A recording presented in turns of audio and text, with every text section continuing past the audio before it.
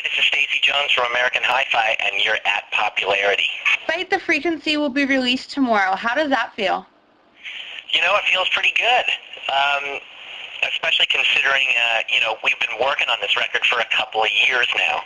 So it's pretty exciting for it actually to come out and for other people, other than our friends and parents to hear it. We started working on the record probably maybe even over 2 years ago.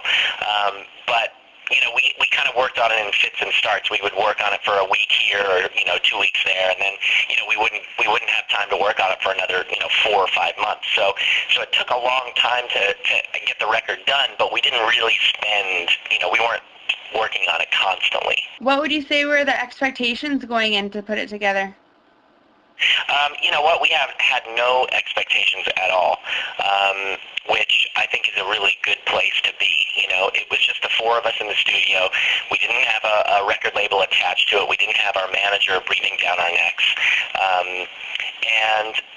So at the end of the day, we really just had to please ourselves, and that's a pretty good space to be in creatively. How would you say that you've changed musically and personally throughout the creation process? Well, gosh, I mean, lots of ways. I mean, I certainly have grown quite a bit over the course of recording this album. And I went through some sort of trying times personally while we were making this record. So, this is actually one of the first times that I've really reflected my personal life in an album, in terms of lyrics and things like that. I think in the past, I used to just kind of invent stories or inject myself into scenarios, and this time I actually wrote songs about my own life. How hard was that? Did you ever reach a point where you're like, I can't go past this personally? No, I don't think so. I think it was pretty natural. It wasn't really a conscious effort. I think it was very therapeutic, in fact. So it's something that I enjoyed and something I will certainly do again. Did any of the songs take a different direction than you initially thought that they would? Yeah, I think so. I mean, that always happens. Basically the writing process for us is I write the songs and I get them to about 80-90% done, and then I'll show them to the band, and then we sort of take it from there. And songs definitely evolve once we get into the rehearsal space like that. And there actually are a couple tunes on this record, one in particular that was around when we recorded our first album. So that song is, 10 years old. And, when I was combing back through all the demos that I had, I discovered this song, and, I kind of rewrote the bridge, and we sort of transformed it a little bit and sort of updated it. And so that song's on the record now, and so things like that happen occasionally as well.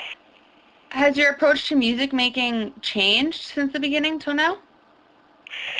No, I don't think so. I think we always try to just create the best stuff that we can at that time. I do think that we're a little more. We recorded this record very much live.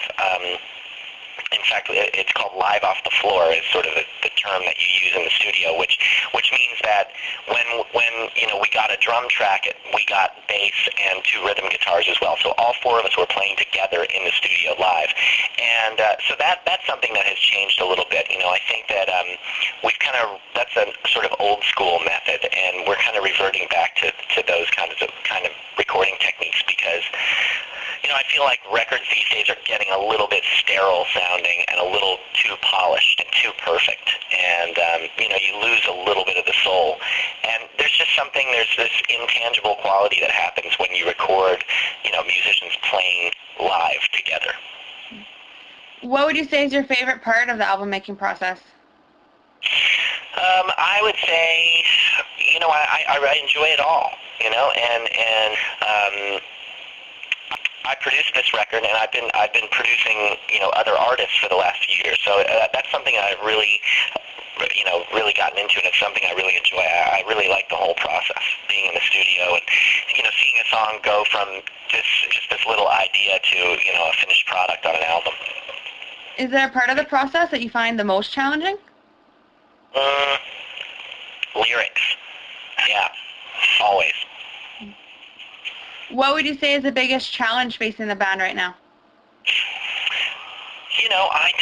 I don't know. I guess, we're putting this record out on our own label. We did like a joint venture with Sony Red, and I'd say that's our biggest challenge is, we've never done that before, so this is kind of new territory for us.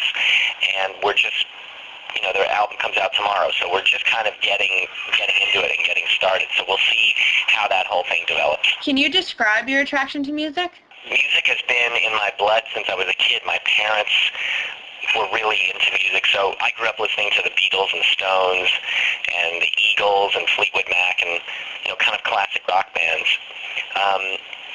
So I never really gave it much thought. It was just always a big part of my life, so I don't really know how to describe it in any other way other than that it's just been a part of me since I was a kid. What exactly would you say that you're trying to open people's minds up to with the music?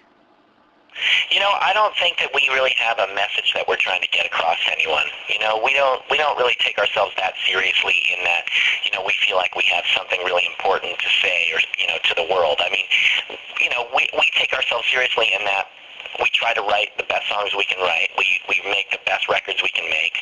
When we play a show, we try to be, the best live band we can be. So we take ourselves seriously in that regard. But in terms of projecting a message or something to the world, I don't really feel that I need this. I'm not. This is not a vehicle for me to get on some sort of soapbox and preach this ideal to the world.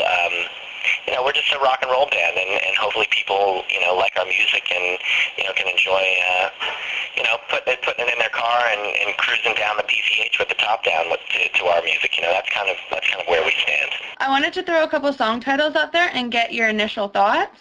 Okay. First, Keep It Like a Secret. Keep It Like a Secret. That's one of my favorite songs on the record. I like the overall vibe of that song, and I think it's got I like the riff. It's got a cool it's got this interesting tuning that I did on the guitar, something I had not really experimented with before. So that song, that's one of my favorites. And what about Bullet? Bullet. That's another song that I dig. I wrote that song. I remember I wrote that when Jamie and I were on tour with Miley, and I was sitting on the tour bus one morning and just drinking coffee, and I came up with that opening riff, and the song kind of just wrote itself. Sometimes, you'll work on a song for months, and sometimes you'll work on a song for 10 minutes, and Bullet was one of those songs that kind of came together really quickly. Do you look at life much more differently today after all your experiences with the band?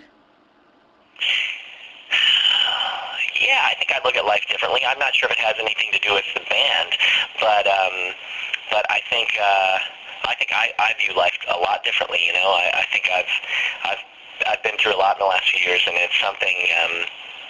It's one of those things that I think everybody has to go through, and at some point in their life, some sort of turmoil. I've led a pretty charmed life up until now, and I think I learned a lot. Learned a lot about myself in the last year or two. Do you have anything you'd like to say to the readers of Popularity? I hope you like our album. we like it, and we worked hard on it. So it's exciting for